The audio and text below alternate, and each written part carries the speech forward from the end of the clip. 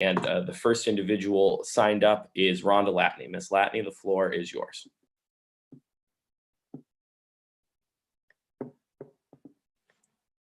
I'm sorry, Ms. Latney. There you go. I think you're unmuted now. Can you hear? Can you Yes, hear me now? Yes, ma'am. Yes, thank you. I'm coming back to you. I'm coming back to you again regarding Alberta Howard, who is the oldest living resident in the city of Springfield. At the age of 109, she passed away on February 5th, 2020. Her body is still at Henderson Funeral Home now for 90 days, and she cannot be buried because of the elderly abuse scam that she has been involved in. I have reached out and I asked City Council, I had Bud Williams. I just asked the city to find out what is going on that this woman cannot be buried.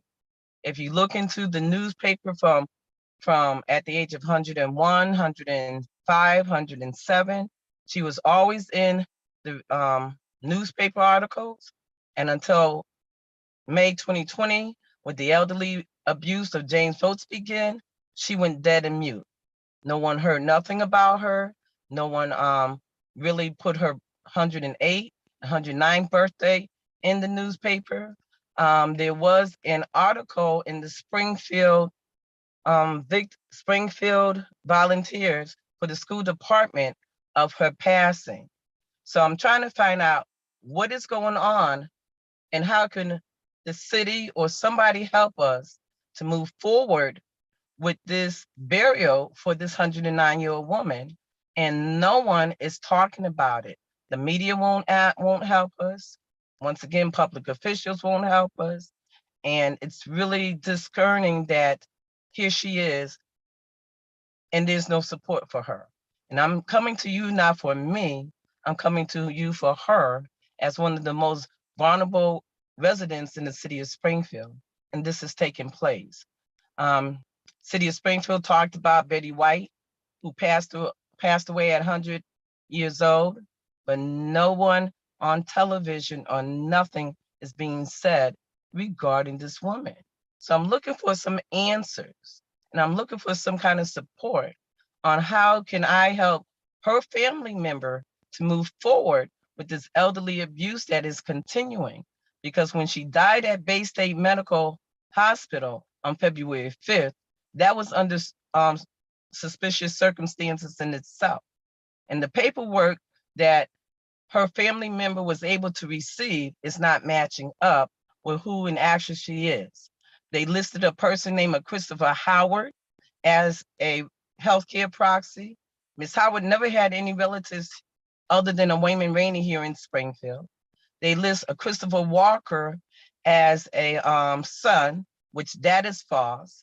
They removed her off of life support by Christopher Walker because they said there was a DNR in a moist form, the Massachusetts order for sustained life that was supposed to be in place.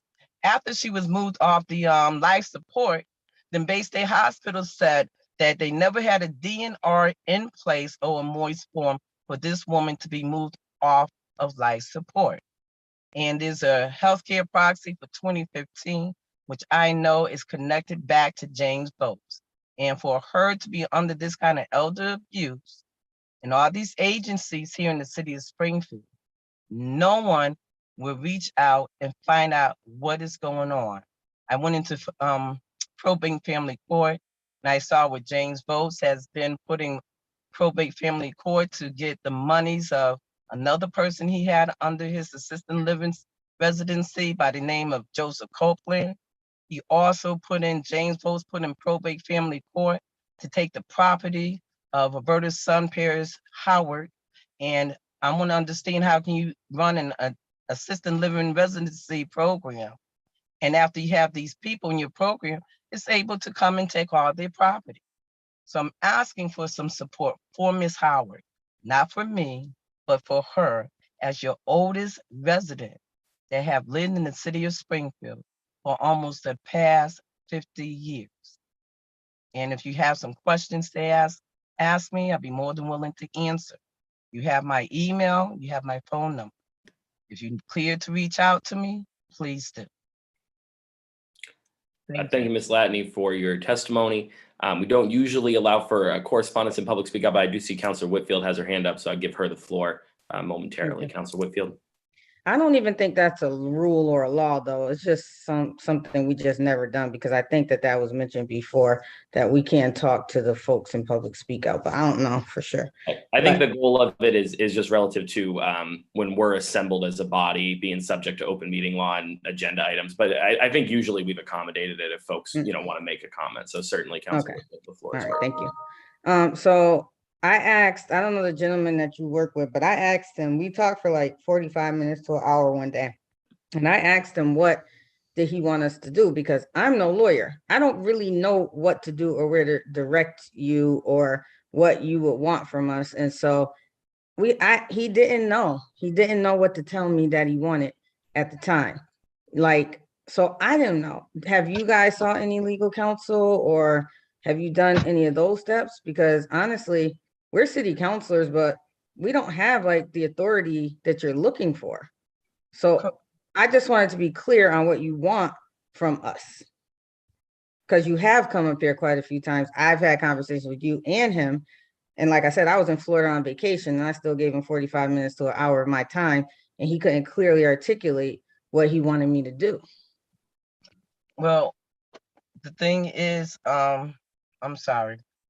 I lost my chain of thought that quick. My thing is, I did go to an attorney, and I did call all the people from the Executive Office of Elderly Affairs. I have looked into detectives to come and find out. And when they pull up this case, everybody runs. Everybody goes quiet and refuse to take or help with it. They keep saying it's a civil matter. However, this started off as a criminal investigation that went flawed in the district attorney's office, because when James Votes was charged, the district attorney's office did not give Roberta Howard, at that age, 107, any kind of victims advocacy or support.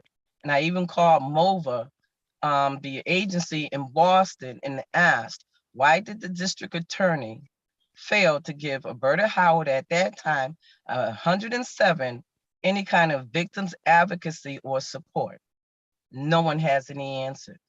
So I went to the Ombudsman's office, Behavioral Health Network, Greater Springfield Senior Services, Jewish Family Services, East Long Meadow Police, Springfield Police, at Mayor's Office, Governor's Office, to include Detective McCain and Sergeant Simmons, who I found out later works for the Special Victims Unit. Did not follow up on it. And I know for certain Detective McCain never came and got the video of Roberta Howard's testimony of her abuse. But everybody has been protecting James Votes. It's not what I'm saying. It's all in the paperwork. I myself is personally involved, but I'm not here about my matters. I'm here for Roberta Howard, because these agencies in the city of Springfield failed to protect her. And now she has passed under suspicious circumstances at Bay State Medical Center. And I have the paperwork. It's not a conspiracy theory. It's all written out. And it makes no sense that this person who's an assistant living residency, and he has these elderly people under his care, then can go through probate family court and end up with their personal property and money. Thank you. I have no and further. I know of 5. Thank you, Ms. Latney. Thank you, Councilor Whitfield. Our next individual who is signed up for public speak out, I don't know if they are actually on the call, but the next person that is signed up for public speak out is Mr. Booten, speaking on the pension obligation fund. Again, that is Bruce Booten, speaking on the pension obligation fund. And seeing that Mr. Booten does not appear to be present, this will conclude our public speak out for the evening, and we will reconvene at 7 o'clock for the regular city council meeting. Thank you, everybody.